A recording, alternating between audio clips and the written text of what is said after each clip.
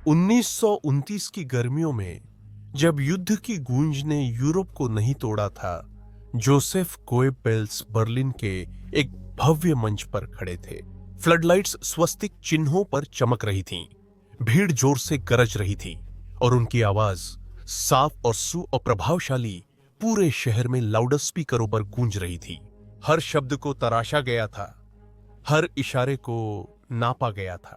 यहां एक नई तरह की शक्ति का स्वामी था, वह शक्ति जो खुद वास्तविकता को नया रूप देने की ताकत रखती थी, जो करोड़ों लोगों के दिलों में झूठ, डर और उम्मीदें फूंक सकती थी। गोएबेल्स का मानना था कि प्रचार सिर्फ एक साधन नहीं है, बल्कि यह नियंत्रण की बुनियाद है। उनके नाम से जुड़ा एक प्रसिद्ध कथन है, हालांकि इसका कोई ठोस स्रोत नहीं है। अगर आप कोई झूठ इतना बड़ा बोलें और उसे बार बार दोहराते रहें, आंखों आमिक बनताते रहें, तो लोग आखिरकार उस पर विश्वास करने लगेंगे। झूठ को केवल तब तक ही बनाए रखा जा सकता है जब तक राज्य लोगों को उस झूठ के राजनीतिक, आर्थिक और या सैन्य परिणामों से बचा सकता है। इसलिए राज्य के लिए जरूरी हो जाता है कि वह असहमति दबाने के लिए अपनी सभी शक्तियों का उपयोग करे, क्योंकि सच झूठ का घातक दुश्मन है और इसी कारण विस्तार से कहें तो सच राज्य का सबसे बड़ा दुश्मन है। उद्धरण समाप्त। चाहे उसने वास्तव में ये शब्द बोले या लिखे हों,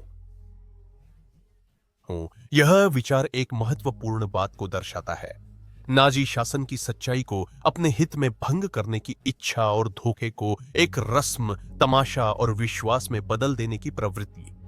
उसने रेडियो तरंगों पर नियंत्रण किया, रैलियों का आयोजन किया, संस्कृति और मनोरंजन को आकार दिया। ऐसा करते हुए उसने प्रचार को एक समग्र वास्तुकला में बदल दिया। भाषण, पोस्टर, गीत और चित्र ऑल एक ही दृष्टिकोण को मजबूत करते थे। हिटलर उद्धारकर्ता के रूप में, यहूदी दुश्मन के रूप में, जर्मनी संघर्षरत और धर्मी के रूप में। गोएबल्स समझता था कि शक्ति केवल बल में नहीं होती, बल्कि इसमें भी होती है कि लोग क्या मानने लगते हैं और वे खुद को कैसे देखने लगते हैं। तो यही वह आवाज थी जो उन्होंने सुनी, अडिग, आकर्षक और डरावनी, क्योंकि उस आवाज के नीचे अनुशासन था और अनुशासन के नीचे डर था।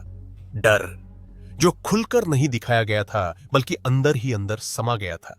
1939 तक जर्मनी में कई लोग सच और सच के बीच कोई फर्क नहीं देख पा रहे थे। जैसा कि गोएबेल्स ने कहा था, इसी तरह प्रचार हकीकत बन जाता है। वॉर्स ऑफ द वर्ल्ड में आपका स्वागत है।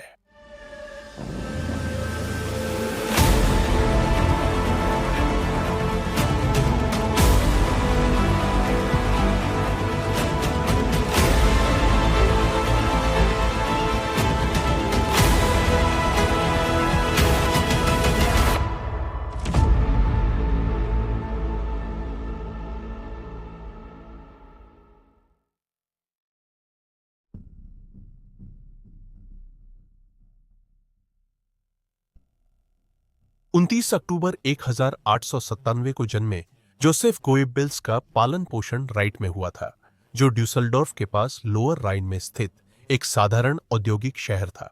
उनका परिवार कैथोलिक था। उनके पिता फ्रिट्ज गोएबम्स गोएबेल्स विक फैक्ट्री में क्लर्क के रूप में काम करते थे और उनकी मां काथरीना ओडेनहाउजेन एक किसान परिवार से थी। वह कई बच्चों में से एक थे।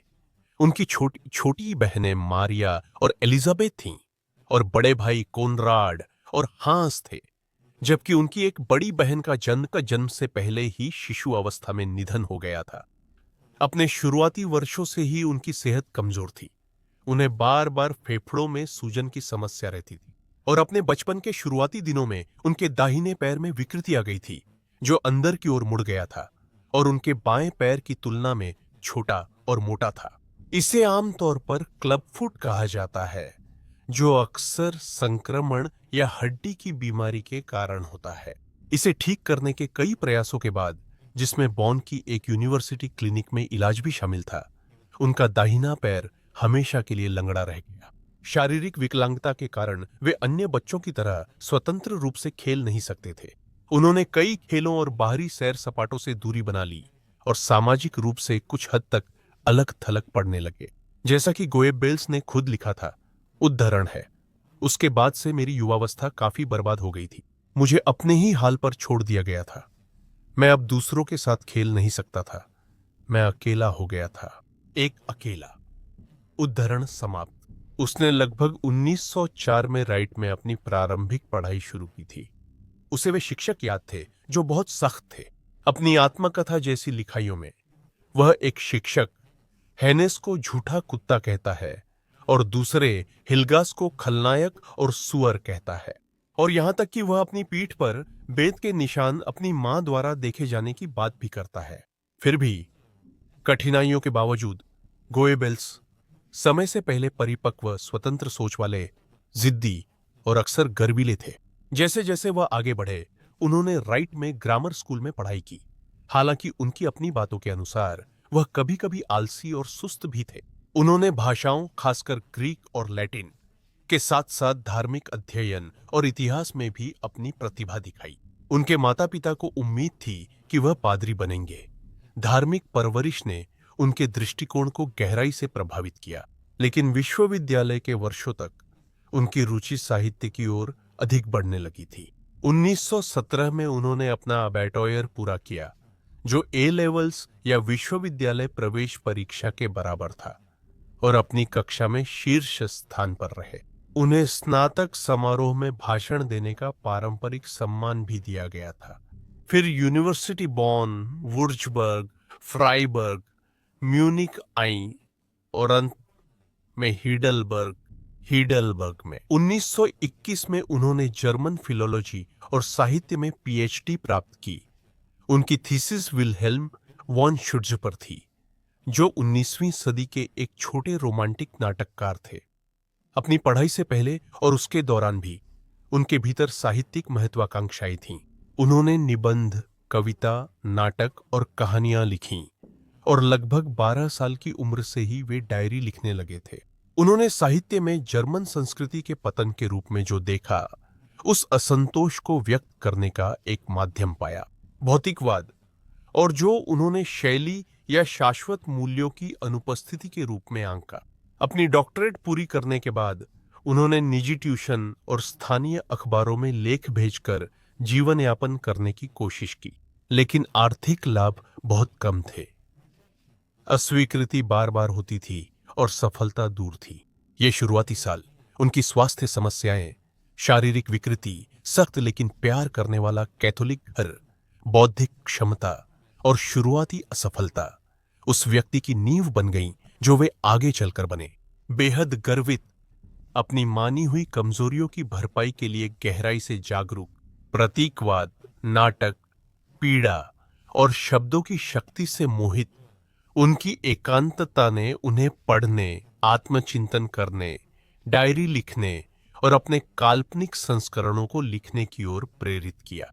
इन्हीं प्रारंभिक वर्षों और एकाकी परवरिश में हम एक महान प्रचारक के बीजों को अंकुरित होते देखना शुरू करते हैं।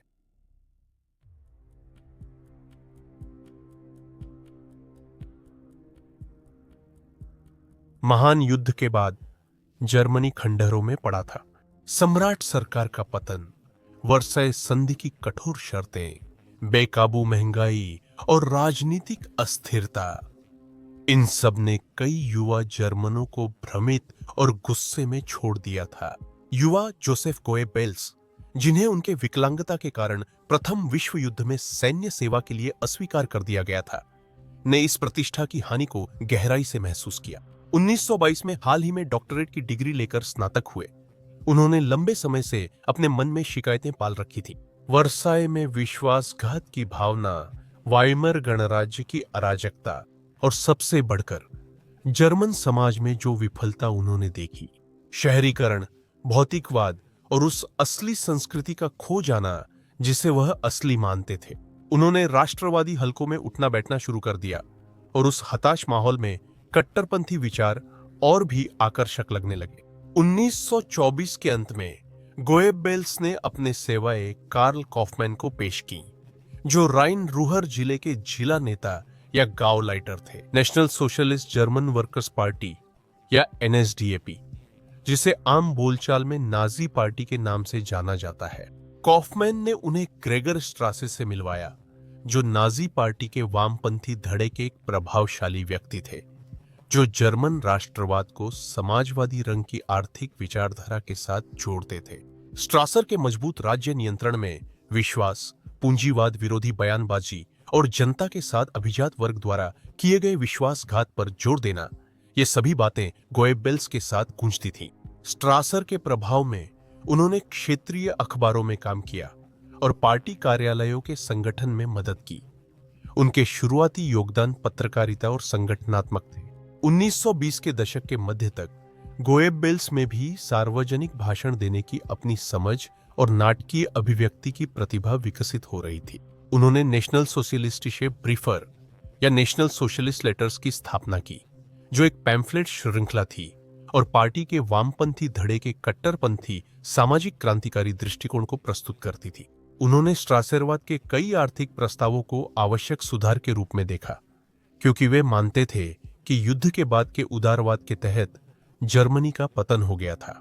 लेकिन वह अभी पूरी तरह से पार्टी के प्रति समर्पित नहीं थे। उस समय की उनकी डायरी की कुछ प्रविष्टियां वो तनाव को दर्शाती हैं। स्ट्रासर के सामाजिक आर्थिक कट्टरपंथ के प्रति प्रशंसा तो थी, लेकिन हिटलर की चापलूसी भरी जनप्रियता के प्रति अरुचि भी थी। लेकिन यह भी स्वीकार्यता थी कि हिटलर के पास कुछ ऐसा था जो किसी और के पास नहीं था: चुंबकत्व, नेतृत्व और दिखने वाली शक्ति। टर्निंग पॉइंट 1926 में आया, खासकर बामबर्ग सम्मेलन के दौरान। हिटलर ने यह बैठक आंतरिक विवादों को सुलझाने के लिए बुलाई थी, खासकर स्ट्रासे और पार्टी नेतृत्व के बीच, कि एनएसडीएपी को आर्थिक और सामाजिक नीति पर कितना कट्टर होना चाहिए। हिटलर व्यक्तिगत रूप से गोएब्बेल्स, फ्रांज फेफर, वॉन सोलोमन और कार्ल कॉफमैन से मिलने गए और मेल मिलाप, व्यक्तिगत ध्यान और प्रभाव का वादा किया। गोएब्बेल्स खुद गहराई से प्रभावित हुए थे। उन्होंने अपनी डायरी में लिखा, उद्धरण, अडोल्फ हिटलर, मैं तुमसे प्यार करता हूं क्योंकि तुम एक साथ महान और सरल दोनों हो। इसे ही कोई प्रतिभा कहता है। उद्धरण समाप्त। 1926 की शरद ऋतु तक गोएब्बेल्स ने एक निर्णायक कदम उठाया। उन्होंने स्ट्रासर के खुले कार्यक्रम से नाता तोड़ लिया और पूरी तरह से हिटलर के साथ हो गए। हिटलर ने उन्हें बर्लिन ब्रांडेनबर्ग जिले का गाउलाइटर नियुक्त करके इनाम दिया, जिससे उन्हें नाजी तंत्र में एक महत्वपूर्ण पद मिल गया। इस नई भूमिका में गोएब्बेल्स के पास प्रशासनिक शक्ति के साथ साथ प्रचार के साधन भी थे: अखबार, स्थानीय संगठन और रैलियां। बर्लिन ने उन्हें एक बड़ा मंच दिया था और वे इसका भरपूर आनंद ले रहे थे। इन शुरुआती वर्षों के दौरान गोएब्बेल्स की राजनीतिक शैली मजबूत हो गई। अवसरवादी, बेहद महत्वाकांक्षी, विचारधारा में कट्टर लेकिन व्यवहारिक। उन्होंने नाटकीयता को निर्मम गणना के साथ मिला दिया। उन्होंने प्रचार, प्रकाशनों, भाषणों और सार्वजनिक कर्तव्यों के साथ प्रयोग किए। अभी तक प्रचार मंत्री नहीं बने थे, लेकिन पहले ही भावनाओं, डर, राष्ट्रीय अपमान और आशा को जगाने की कला में माहिर हो चुके थे। लेकिन इससे भी बढ़कर उन्होंने नेता के साथ व्यक्तिगत संबंध की शक्ति और वफादारी के प्रतीकात्मक मूल्य को देखा, और कैसे प्रचार की शुरुआत कागज पर नहीं बल्कि निष्ठा, तमाशे और मनाने की कला में होती है।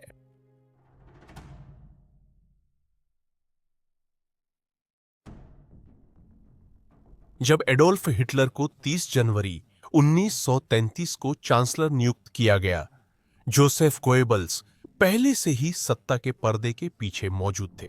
उसे उसका इनाम 13 मार्च 1933 को मिला, जब उसे जन जागरूकता और प्रचार के लिए राइक मंत्री नियुक्त किया गया, जिससे वह जर्मनी में लगभग सभी जनसंचार माध्यमों का पूर्ण प्रभारी बन गया। उस क्षण से प्रचार की मशीनरी अब केवल पार्टी की उत्तेजना का साधन नहीं रही, बल्कि यह राज्य का एक पूर्ण रूप से विकसित उपकरण बन गई। जोसेफ गोएब्बेल्स ने व्यापक शक्तियों के साथ पद संभाला। कुछ ही हफ्तों में उन्होंने रीच चैम्बर ऑफ कल्चर की स्थापना की निगरानी की, जिसमें सभी सांस्कृतिक वस्तुओं के रचनाकारों को एक साथ जोड़ा गया। लेखक, संगीतकार, अभिनेता, फिल्म निर्माता और दृश्य कलाकार।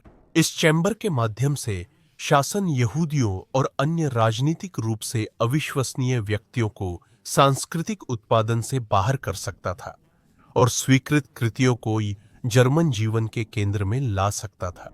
प्रेस पर तुरंत हमला किया गया। प्रकाशनों को बताया गया कि वे किसे नियुक्त कर सकते हैं। संपादकों को हटा दिया गया और जो अखबार शासन की लाइन पर नहीं चलते थे उन्हें या तो बंद कर दिया गया या मिला लिया गया। उदाहरण के लिए 4 अक्टूबर 1933 को श्रिफ्टलाइटर गेजेट या संपादक कानून ने संपादकों के लिए नस्लीय, वैचारिक और शैक्षिक मानदंडों के आधार पर सख्त योग्यताएं निर्धारित की और इस प्रकार जनता क्या पढ़ सकती है उस पर प्रत्यक्ष राज्य नियंत्रण को संस्थागत बना दिया गया। गोएब्बेल्स ने यह भी समझा कि तमाशे में शक्ति होती है। विशाल रैलियां, मशाल जुलूस, रेडियो प्रसारण और फिल्में, हर तत्व को अधिकतम नाटकीय प्रभाव के लिए व्यवस्थित किया गया था। जिस क्षण हिटलर चांसलर बना, गोएब्बेल्स ने राज्य रेडियो को आदेश दिया कि हिटलर के सत्ता में आने का जश्न मनाने वाली मशाल जुलूस का सीधा प्रसारण किया जाए। इन सार्वजनिक आयोजनों ने कई भूमिकाएं निभाई। विरोधियों को डराना, समर्थन की पुष्टि करना और फ्यूहरर के व्यक्तित्व के चारों ओर मिथक गढ़ना। हिटलर की छवि केंद्र में थी, करिश्माई नेता, एकता का प्रतीक और जर्मनी के पुनर्जन्म का व्यक्तित्व। जैसा कि एक इतिहासकार ने उल्लेख किया है, हिटलर को वास्तव में अपने प्रचार प्रमुख का आभारी होना चाहिए, जो फ्यूहरर का असली निर्माता और आयोजक था, मसीहा उद्धारकर्ता की छवि का मिथक। नाजी नेता में नाटकीय तत्व को बढ़ावा देना और साथ ही कुशल मंच प्रबंधन और हेरफेर के माध्यम से जर्मन जनता की आत्मसमर्पण की भावना को उत्पन्न करना। उद्धरण समाप्त। सेंसरशिप हर जगह थी। 10 मई 1933 को गोएब्बेल्स ने बर्लिन में अनुष्ठानिक पुस्तक दहन का नेतृत्व किया, जहां यहूदी लेखकों द्वारा जर्मन विरोधी कृतियों को जलाया गया। राजनीतिक असंतुष्टों, शांतिवादियों और विदेशियों की किताबें विशाल अलाव में जला दी गई। पुस्तकालयों को शुद्ध किया गया, काली सूचियां बनाई गईं और विकृत कला पर प्रतिबंध लगा दिया गया। नीति केवल असहमति को दबाने की नहीं थी, बल्कि एक स्वीकृत संस्कृति पेश करने की थी, जो राष्ट्रवाद, नस्लीय रूप से परिभाषित शुद्धता और राज्य के महिमा मंडन में डूबी हुई थी। गोएब्बेल्स की पकड़ प्रसारण और सिनेमा तक भी फैली हुई थी। रेडियो, जो अभी भी अपेक्षाकृत नया था, का उपयोग साधारण जर्मनों तक उनके घरों में पहुंचने के लिए किया गया। रेडियो के उपयोग के लिए उनके लक्ष्य तब पूरी तरह स्पष्ट हो गए जब उन्होंने बर्लिन के रेडियो स्टेशनों के निदेशकों को संदेश भेजा। उद्धरण, रेडियो हमारा है और किसी और का नहीं। हम रेडियो को अपने उद्देश्य का एक उपकरण बनाएंगे और इसमें कोई अन्य मूल्य प्रस्तुत नहीं किया जाएगा। उद्धरण समाप्त। उन्होंने फिल्म निर्माण और समाचार फिल्मों की भी निगरानी की। प्रचार फिल्मों को फीचर फिल्मों से पहले सिनेमाघरों में दिखाया जाता था और नाजी उत्सवों की दृश्य छवियां तथा सामूहिक मार्च की कोरियोग्राफी का प्रसार किया जाता था। नए मानकों के अनुरूप न होने वाले नाट्य और संगीत कार्यों को या तो प्रतिबंधित कर दिया गया या उनकी विचारधारा के अनुसार ढाल दिया गया।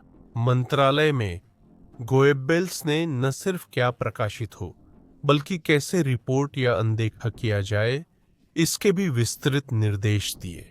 प्रेस को बताया गया कि कौन से विषय कवर और नजरअंदाज करने हैं और हर मुद्दे को कैसे पेश करना है। यहूदी प्रवास से लेकर आर्थिक नीति तक और कम्युनिस्टों द्वारा कथित खतरों तक संपादक शासन के कर्मचारी बन गए थे। असफल होना सिर्फ करियर की आत्महत्या नहीं थी, बल्कि यह किसी की शारीरिक सुरक्षा के लिए भी खतरा था। हालांकि नाजी पदानुक्रम में कई लोग प्रभाव के लिए प्रतिस्पर्धा करते थे, गोएब्बेल्स का मंत्रालय प्रचार को शासन की पहचान के केंद्र में रखता था। हर नारा, हर रैली, हर स्वीकृत कला का टुकड़ा हिटलर की उस छवि को गढ़ने का काम करता था जिसमें वह उद्धार करता था, जो वोल्क्सगेमाइनशाफ्ट या लोगों के समुदाय को अपने चारों ओर एकजुट करेगा। सेंसरशिप, भव्यता और संदेश अनुशासन के संयोजन ने प्रचार को केवल मनाने के साधन से बदलकर लगभग एक अनुष्ठानिक अभ्यास बना दिया। मीडिया एक संगठित प्रदर्शन बन गया था और गोएबेल्स उसका संचालक था।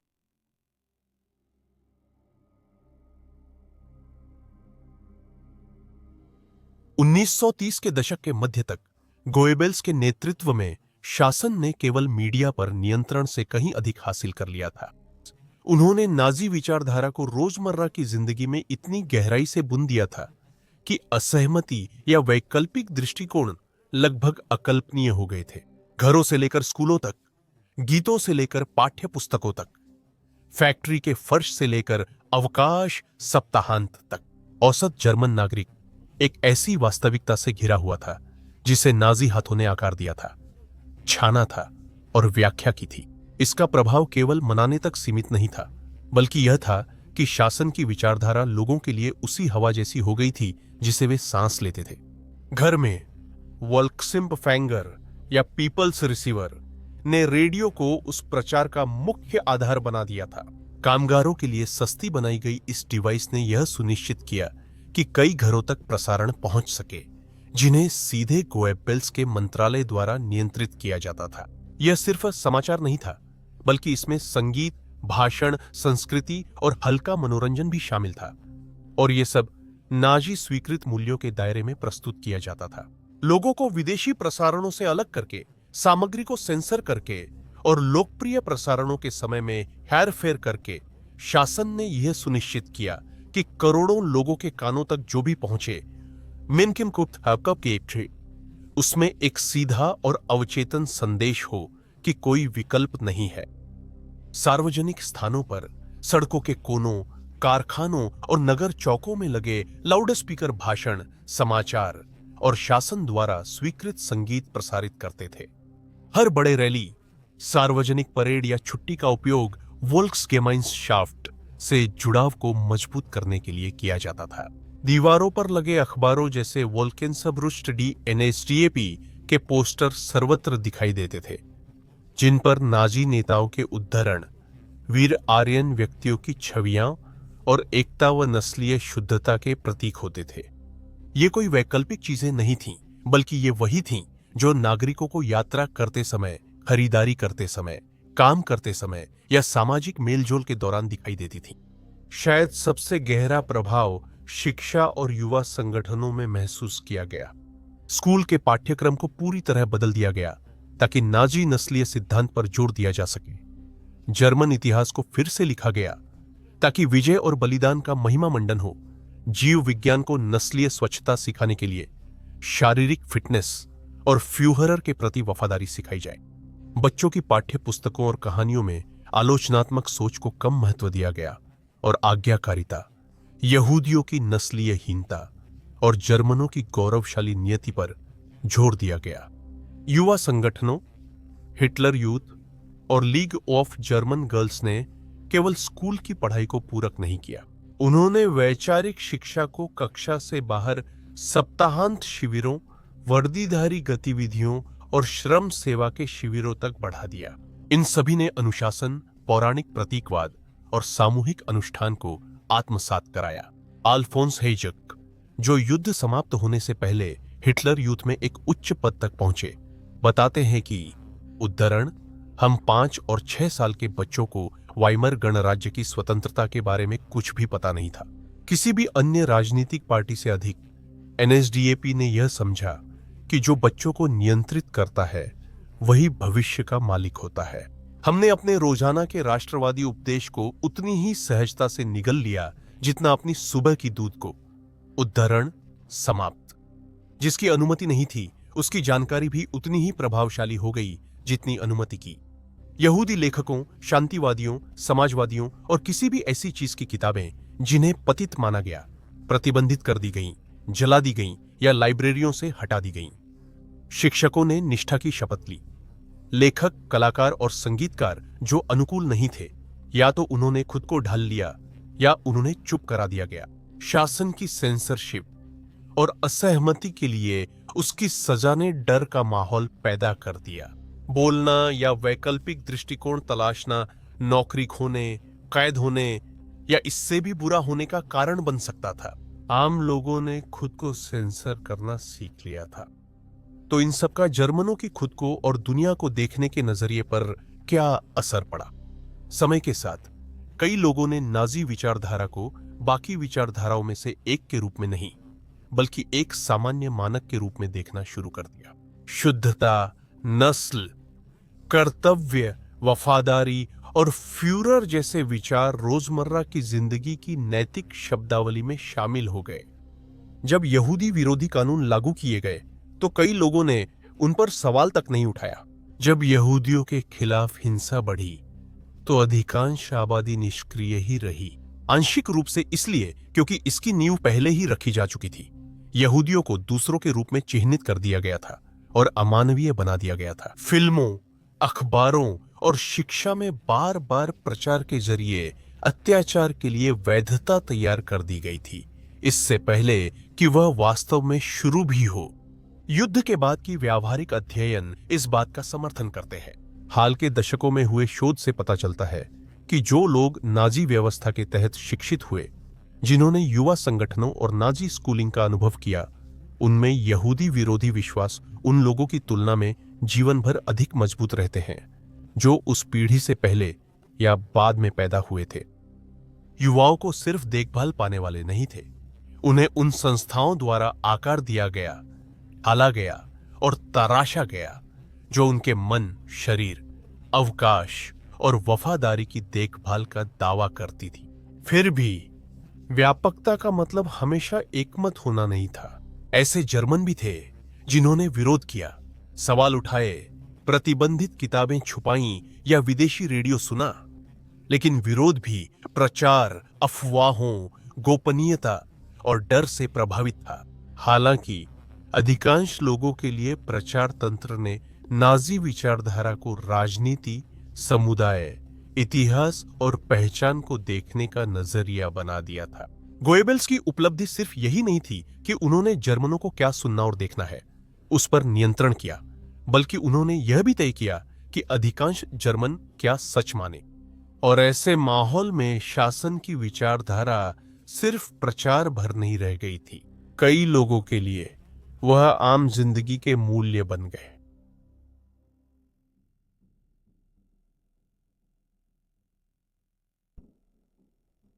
जोसेफ गोएबल्स की यहूदी विरोधी सोच व्यक्तिगत और राजनीतिक दोनों रूप से गहरी थी।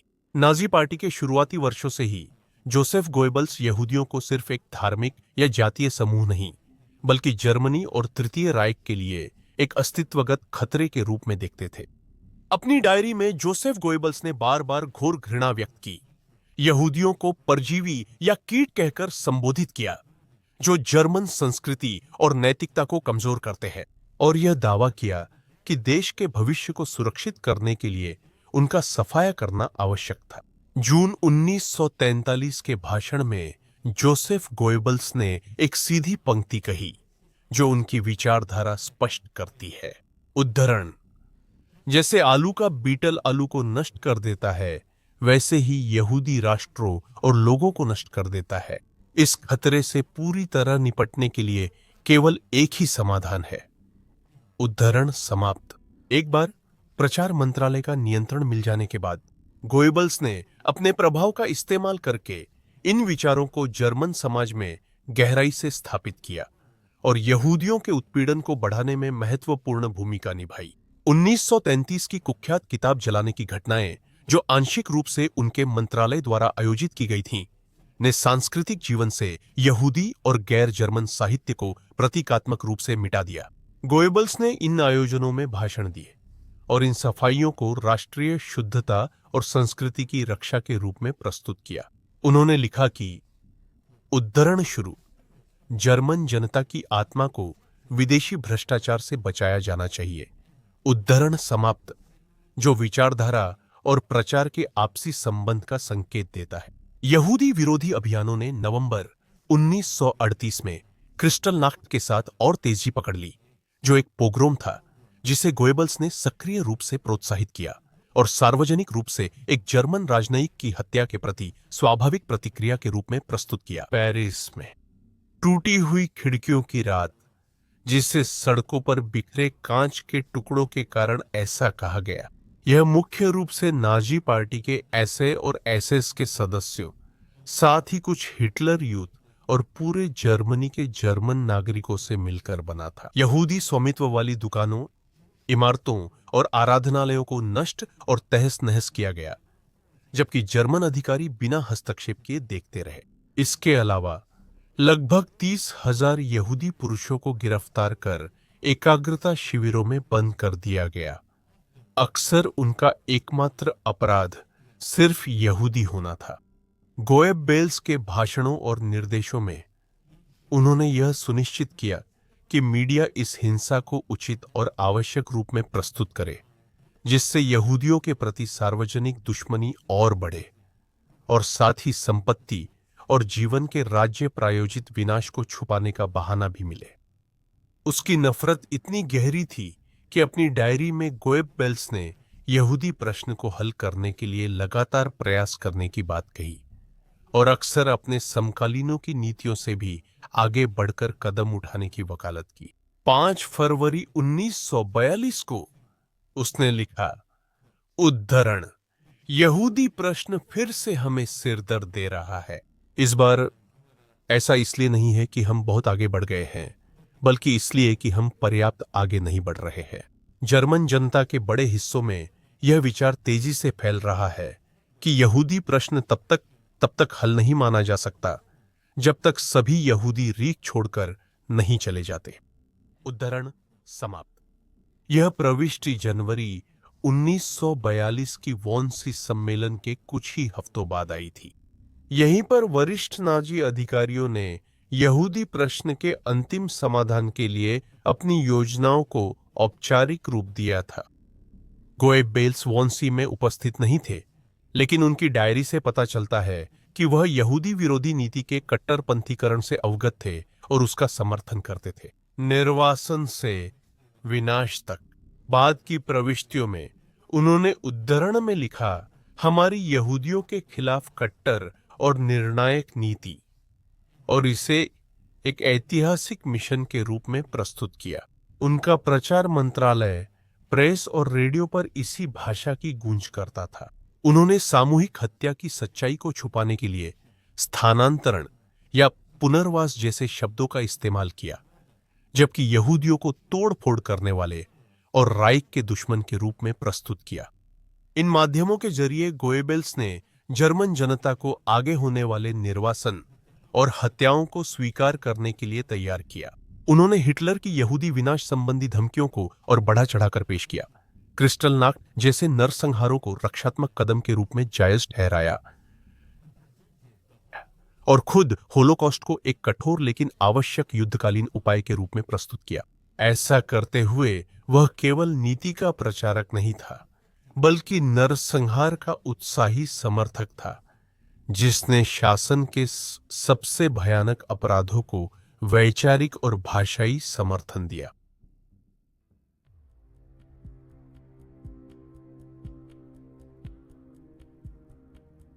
जोसेफ गोएबल्स की एडोल्फ हिटलर के प्रति अटूट निष्ठा उनके करियर की एक प्रमुख विशेषता थी। 1925 में पहली मुलाकात से ही गोएबल्स हिटलर के करिश्मे और दृष्टि से मंत्रमुग्ध हो गए थे और अक्सर गहरी प्रशंसा व्यक्त करते थे। अपनी डायरी में वह अक्सर हिटलर को एक जीनियस कहते थे, जिससे उनकी गहरी भक्ति झलकती थी। हिटलर के एक भाषण के बारे में लिखते हुए उन्होंने कहा, उद्धरण, हिटलर ने जो कहा है उसे दोहराना असंभव है, इसे अनुभव करना चाहिए। वह एक जीनियस है, एक प्राकृतिक रचनात्मक साधन है जो भगवान द्वारा निर्धारित भाग्य का है। मैं गहराई से प्रभावित हूं। उद्धरण समाप्त। गोएबल्स की प्रचार मंत्री के रूप में स्थिति ने उन्हें हिटलर के सीधे संपर्क में रखा, जिससे वे जनता की धारणा को आकार देने और फ्यूहरर की छवि को मजबूत करने में सक्षम हुए। मीडिया को नियंत्रित करने, भाषणों का आयोजन करने और सांस्कृतिक उत्पादन को नियंत्रित करने में उनकी कुशलता ने उन्हें आंतरिक मंडली में एक विश्वसनीय स्थान दिलाया। लेकिन इसके लिए प्रतिद्वंद्वियों के बीच संतुलन जरूरी था। अन्य वरिष्ठ नाजियों में हरमन गोरिंग, जो हिटलर के नामित उत्तराधिकारी और लुफ्टवाफे के प्रमुख थे, अक्सर गोएबल्स से टकराते रहते थे। उनकी प्रतिद्वंद्विता वैचारिक और व्यक्तिगत दोनों तनावों से उत्पन्न हुई थी।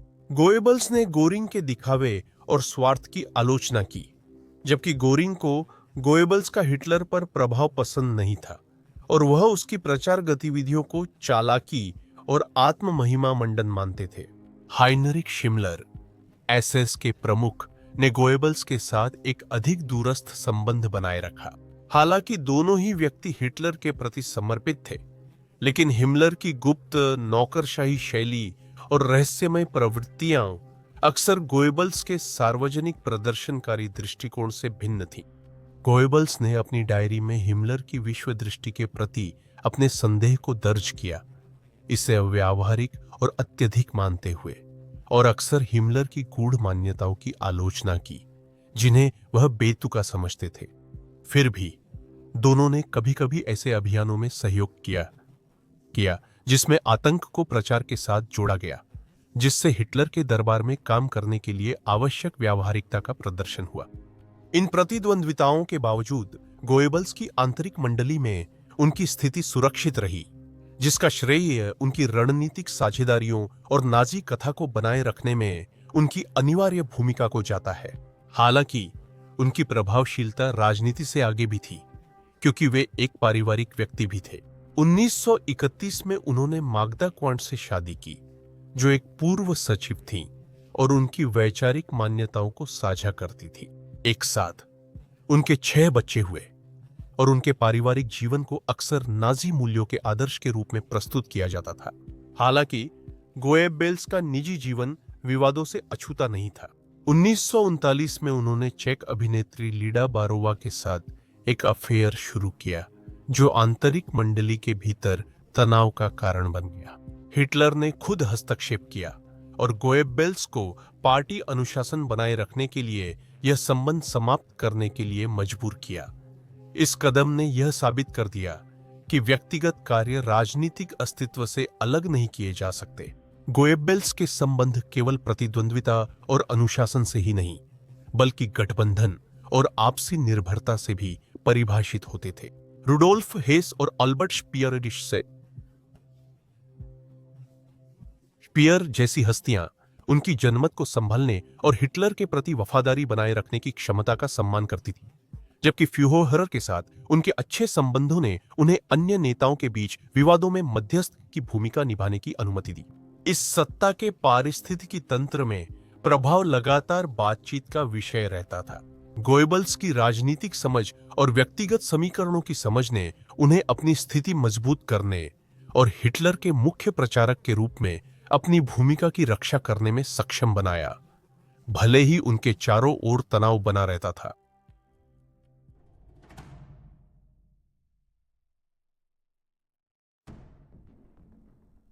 द्वितीय विश्व युद्ध की शुरुआत के साथ जोसेफ गोएबल्स ने प्रचार मंत्री के रूप में नाजी शासन के लिए जनता का मनोबल और समर्थन बनाए रखने के लिए अपनी रणनीतियों को अनुकूलित करने की आवश्यकता को पहचाना। ब्लिट्जक्रिग अभियानों की शुरुआती सफलताओं के बाद लंबे समय तक संघर्ष चला, खासकर स्टालिनग्राद की लड़ाई, जिसने एक महत्वपूर्ण मोड़ को चिह्नित किया। इसके जवाब में गोएबल्स ने अपने प्रचार प्रयासों को तेज कर दिया और जर्मन जनता को प्रेरित करने के लिए पूर्ण युद्ध की कहानी की ओर रुख किया।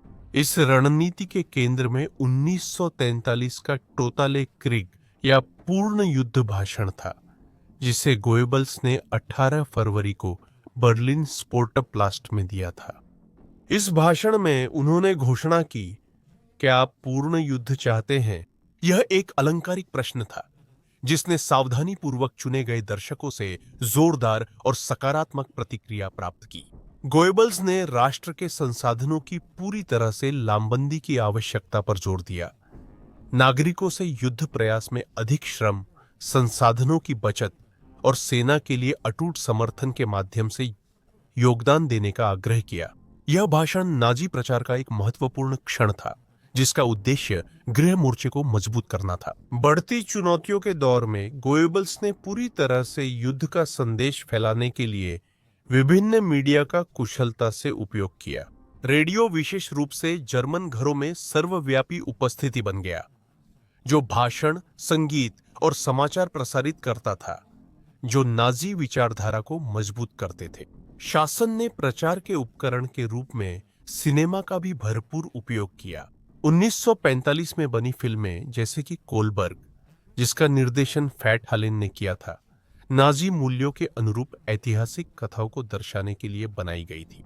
जर्मन प्रतिरोध को विदेशी आक्रमणकारियों के खिलाफ समकालीन संघर्षों के प्रतिबिंब के रूप में प्रस्तुत किया गया। एकता को बढ़ावा देने के अलावा गोएबेल्स की प्रचार मशीन ने राज्य के माने गए दुश्मनों को बदनाम करने के प्रयासों को और तेज कर दिया। यहूदी आबादी को कम्युनिस्टों और अन्य अल्पसंख्यकों के साथ जर्मनी की कठिनाइयों के लिए बलि का बकरा बनाया गया। इस तरह की बदनामी ने भेदभावपूर्ण नीतियों को उचित ठहराने और अधिक आर्यन आबादी के बीच सामूहिक पहचान की भावना को बढ़ावा देने का काम किया। लेकिन जोशीले प्रचार के बावजूद इन प्रयासों की प्रभावशीलता मिश्रित रही। हालांकि टोटाले क्रिक भाषण पर शुरुआती प्रतिक्रिया उत्साही थी, लेकिन इस जोश को बनाए रखना चुनौतीपूर्ण साबित हुआ। युद्ध की वास्तविकताएं, जिनमें कमी और बढ़ती हताहतें शामिल थीं, जनता के मनोबल को कमजोर करने लगी। इसके जवाब में गोएबेल्स ने नाजी नेतृत्व के भीतर अपना प्रभाव बढ़ाने की कोशिश की। जुलाई 1944 में उन्हें टोटल वॉर के लिए राइक प्लेनिपोटेंशियरी नियुक्त किया गया, जिससे उन्हें युद्ध, अर्थव्यवस्था और लामबंदी प्रयासों पर अधिक अधिकार मिल गया। 1944 के अंत तक और 1945 की शुरुआत में जैसे जैसे जर्मनी की स्थिति बिगड़ती गई, गोएबेल्स का प्रचार और भी कठोर और अधिक तात्कालिक होता गया। पूर्व में स्टालिनग्राद में हुई विनाशकारी हारों के बाद शासन अब यह दिखावा नहीं कर सकता था कि युद्ध जल्दी जीत लिया जाएगा। इसके बजाय गोएबेल्स ने संकट को अप्रत्यक्ष रूप से स्वीकार करते हुए भी मजबूती का भ्रम बनाए रखने की कोशिश की। उन्होंने केवल संसाधनों की ही नहीं, बल्कि लोगों की भी, यहां तक कि बच्चों, बुजुर्गों और अपंग पूर्व सैनिकों की भी, वोल्क्सस्टुर्म के माध्यम से, जो अक्टूबर 1944 में गठित राष्ट्रीय मिलिशिया थी, लामबंदी अभियानों की निगरानी की। इस होमगार्ड बल के चारों ओर फैलाई गई प्रचार सामग्री ने इसे इस बात का प्रमाण बताया कि हर नागरिक अभी भी रीख की रक्षा कर सकता है। भाषणों, पोस्टरों और अखबारों की सुर्खियों ने बलिदान, साहस और कर्तव्य पर जोर दिया। यहां तक कि जब मोर्चे की लाइनें टूट रही थीं, जनवरी से अप्रैल 1945 तक गोएबेल्स की डायरी प्रविष्टियां निराशा की बढ़ती भावना को दर्शाती है। अपनी लिखाई में गोएबेल्स ने दर्दनाक विडंबना के साथ जर्मन क्षेत्र के सिकुड़ने, ने हर रात होने वाले हवाई हमलों, नागरिक ढांचे के विनाश और लुफ्टवाफे के कमजोर होने का उल्लेख किया। 13 मार्च 1945 को गोएबेल्स ने अफसोस जताया कि विल्हेल्मस्ट्रासे पर स्थित उनका अपना प्रचार मंत्रालय भवन एक मच्छर छापे में नष्ट हो गया था। डायरी में गोएबेल्स ने कमरों और हॉलों के नुकसान पर अपने दुख के बारे में लिखा, जिन्हें बड़ी मेहनत से फिर से बनाया गया था, और इसे एक बुरा संकेत बताया। उद्धरण: मैं दुख से भर गया हूं। आज 13 मार्च को ठीक 12 साल हो गए हैं जब मैं इस मंत्रालय में मंत्री के रूप में आया था। यह अगले 12 वर्षों के लिए सबसे बुरा संभव अशुभ संकेत है। उद्धरण समाप्त। ऐसे व्यक्तिगत नुकसानों का उपयोग राज्य रेडियो और अखबारों के माध्यम से व्यापक राष्ट्रीय पीड़ा के प्रतीक के रूप में किया गया। इन्हें बलिदान की अपीलों को वैध ठहराने और प्रतिरोध के नैतिक दांव को और तेज करने के लिए इस्तेमाल किया गया। जैसे ही बर्लिन पर सीधा हमला हुआ, गोएबेल्स ने हालात में फैले अराजकता के बावजूद कहानी पर नियंत्रण रखने की कोशिश की।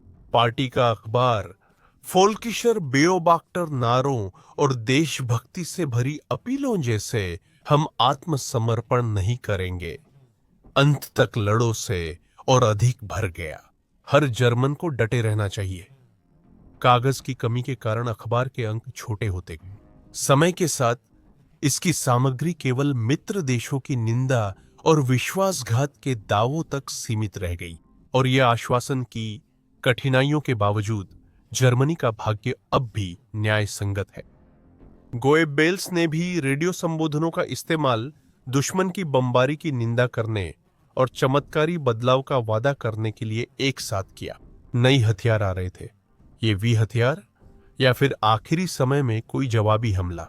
उदाहरण के लिए 28 फरवरी 1945 को अपने अंतिम रेडियो संबोधनों में से एक में गोएबेल्स ने दृढ़ इच्छा शक्ति बनाए रखने पर जोर दिया, उनके नवीनतम वी हथियारों की तैनाती को रेखांकित किया और आगे बलिदान और प्रतिबंधों की चेतावनी दी। लेकिन ये सुनने वाले आम नागरिक बस इतना जानते थे कि बम गिर रहे हैं, सर्दी बहुत कड़ाके की है और खाना कम पड़ रहा है। भले ही भाषणों में लगातार विश्वास बनाए रखने की बात कही जा रही थी, इन उपायों के तेज होने के बावजूद प्रचार की ताकत में दरारें साफ दिखने लगी थीं। लंबे समय से बनाए गए नागरिकों का मनोबल भूख, सर्दी, डर और इस एहसास के चलते टूटने लगा कि हार होना अब लगभग तय है। गोएबेल्स के रिकॉर्ड्स से पता चलता है कि वे अन्य नाजी नेताओं से, खासकर गोयरिंग की लुफ्टवाफे में भूमिका और हिटलर की निर्णायक बदलाव करने की असमर्थता या अनिच्छा से बहुत निराश थे। उद्धरण: मैं फ्यूहरर से एक बार फिर विनती करता हूं कि आखिरकार अब कुछ कार्रवाई करें, क्योंकि हालात ऐसे नहीं चल सकते। आखिरकार हमें अपने लोगों को उनके विनाश की ओर नहीं भेजना चाहिए, सिर्फ इसलिए कि हमारे पास अपने दुर्भाग्य के कारण को जड़ से खत्म करने का निर्णय लेने की ताकत नहीं है। उद्धरण समाप्त। जैसे जैसे जर्मनी की हार नजदीक आई, गोएबल्स का प्रचार और भी हताशा पर निर्भर होने लगा। हर नागरिक को वोल्क्सस्टोर्म के जरिए जुटाना, सामूहिक पीड़ा को नाटकीय बनाने के लिए व्यक्तिगत नुकसान का इस्तेमाल करना, लगातार छोटा होते जाना, लेकिन फिर भी एकता, बलिदान और विश्वास पर जोर देना। जो मशीन कभी विजय की घोषणा करती थी, अब वही मशीन सहनशीलता की घोषणा करने लगी, ताकि उम्मीद जिंदा रहे, भले ही उसके नीचे की संरचना ढह रही थी।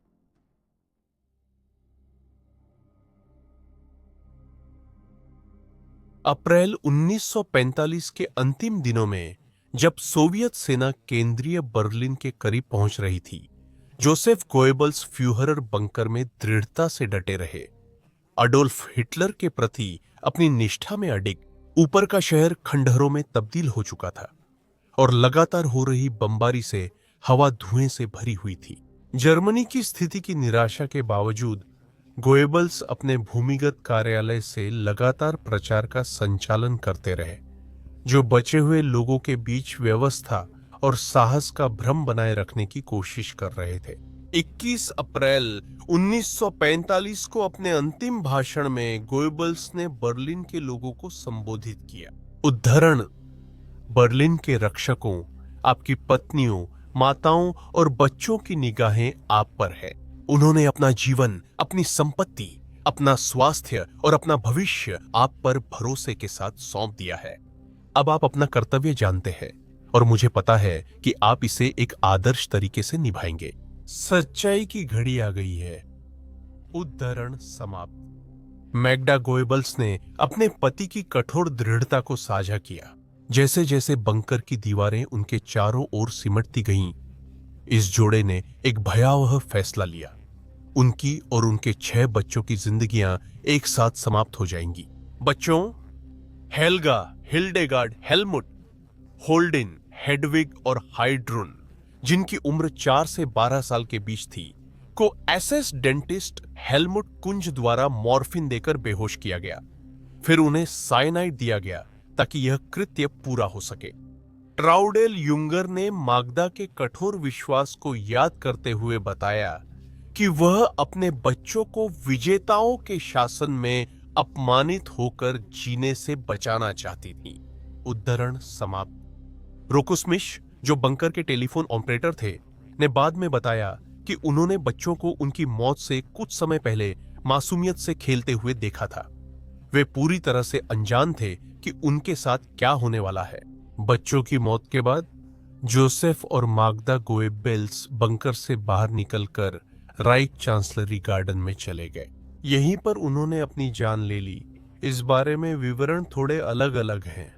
कुछ का कहना है कि उन्होंने साइनाइड खाया, जबकि अन्य रिपोर्ट करते हैं कि जोसेफ को उसकी मौत सुनिश्चित करने के लिए गोली मारी गई थी।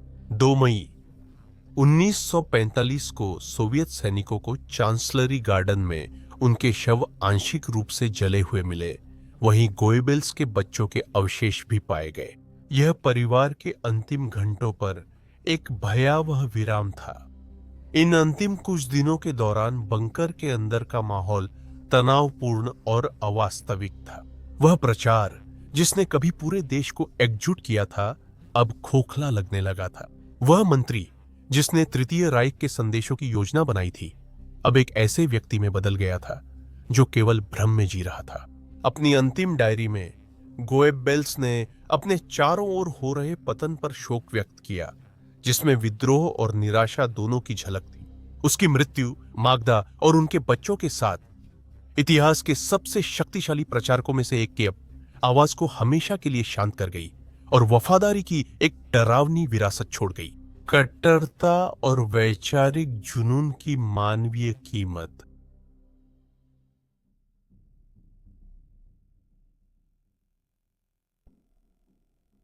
गोएबेल्स का नाम लगभग प्रचार के पर्यायवाची बन गया है। सिर्फ झूठ बोलने या घुमा फिराकर पेश करने की पुरानी कला ही नहीं, बल्कि सच, संस्कृति, आघात और पहचान की व्यवस्थित रूप से हेर फेर करना। उसकी स्थायी बदनामी सिर्फ नाजी अपराधों से जुड़ाव में नहीं है, बल्कि इस बात में है कि उसने कितनी कुशलता से प्रचार की ताकत को दिखाया। लोग क्या मानते हैं, किससे डरते हैं और खुद को कैसे देखते हैं, इसे बदलने के लिए गोएबल्स ने दिखाया कि प्रचार सिर्फ मनाने का तरीका नहीं है, बल्कि यह हकीकत भी बन सकता है। आधुनिक विद्वत्ता गोएबल्स को प्रचार की कार्यप्रणाली के एक केस स्टडी के रूप में देखती है। जेसन स्टैनली जैसे दार्शनिक अपनी किताब हाउ प्रोपेगेंडा वर्क्स में तर्क देते हैं कि प्रचार लोकतंत्र को कमजोर करता है, क्योंकि यह असली संवाद को दबा देता है, कुछ विचारों को अकल्पनीय बना देता है और नैतिक उदासीनता को बढ़ावा देता है। स्टैनली की रूपरेखा हमें यह समझने में मदद करती है कि गोएबल्स ने जो किया वह तानाशाही का कोई अपवाद नहीं था, बल्कि ऐसी चीज थी जिसके प्रति कई समाज संवेदनशील है। सार्वजनिक तर्क का क्षरण, डर और पहचान का शोषण और गलत जानकारी या भ्रामक छवियों को रोजमर्रा की सच्चाई के रूप में प्रस्तुत करना, ऐसी चीज जिससे हम सभी जुड़ सकते हैं जब हम आज के दौर की फेक न्यूज के बारे में सोचते हैं। फिल्म और संस्कृति गोएबेल्स की विरासत का अन्वेषण करना जारी रखते हैं। हाल ही की फिल्म गोएबेल्स एंड द फ्यूरर क्रिस्टलनाट की तैयारी से लेकर फ्यूरर बंकर में अंत तक, वहां की इस तक जनमत को आकार देने में उसकी भूमिका का नाट्य रूपांतरण करती है। यह ऐतिहासिक घटनाओं को दर्शाने के साथ साथ योजनाबद्ध जनवादी प्रचार और गलत सूचना के प्रसार को भी उजागर करती है। यह आधुनिक दर्शकों को एक आईना दिखाती है कि आज के मीडिया माहौल में भी प्रचार कैसे काम करता है। अन्य कृतियां जैसे डेविड वेल्च की propaganda and the German cinema 1933-1945 यह पता लगाती है कि कैसे, यहां तक कि मनोरंजन जो शायद निर्दोष लगे, उसमें भी अक्सर वैचारिक संदेश भरे होते थे। हीरोइज्म या परंपरा के नाम पर गुप्त रूप से नस्लीय शुद्धता, आज्ञाकारिता और फ्यूरर प्रिंसिप के मूल्यों को मजबूत किया जाता था। तो हम गोएबेल्स से कौन से ऐसे सबक ले सकते हैं जो आज भी मायने रखते हैं? पहली बात कि प्रचार केवल जबरदस्ती से प्रभावी नहीं होता। यह अक्सर सबसे खतरनाक तब होता है जब यह संस्कृति, मीडिया और शिक्षा के जरिए काम करता है, जब दर्शकों को धीरे धीरे इतना प्रभावित कर दिया जाता है कि विकल्प असंभव लगने लगते हैं। दूसरी बात कि नाटक, समारोह, संगीत, फिल्म और रेडियो की सौंदर्य शक्ति, जिन सभी उपकरणों का गोएबेल्स ने इस्तेमाल किया, वे अत्याचार को छुपा सकते हैं और नैतिक अंधता को सामान्य बना सकते हैं। तीसरी बात, समाजों को आलोचनात्मक सोच बढ़ानी चाहिए, स्वतंत्र मीडिया बनाए रखना चाहिए और आसान कथाओं का विरोध करना चाहिए, क्योंकि एक बार जब प्रचार अपनी पकड़ बना लेता है तो उसे उलटना बेहद कष्टदायक और महंगा हो जाता है। लेकिन अक्सर प्रचार को पहचानना ही सबसे कठिन काम साबित होता है। जैसा कि गोएबल्स खुद कहते हैं, उदाहरण है। यही है प्रचार का रहस्य। जो व्यक्ति प्रचार का लक्ष्य है, उसे प्रचार के विचारों में पूरी तरह डूबा होना चाहिए, बिना इस बात को जाने कि वह उसमें डूब रहा है। उदाहरण समाप्त। गोएबल्स की मृत्यु और द्वितीय विश्व युद्ध के अंत के बाद कई दशक बीत चुके हैं, लेकिन कई मायनों में उनके विचार आज भी जीवित हैं। जैसे कि मीडिया किस तरह स्मृति को प्रभावित कर सकता है और नेता आज भी कहानी को नियंत्रित करने की कोशिश करते हैं। उनकी विरासत हमें चेतावनी देती है कि चित्रों से, शब्दों और प्रतीकों पर नियंत्रण राजनीति का कोई गौण कार्य नहीं है। अक्सर यही उसका धड़कता हुआ दिल ही होता है।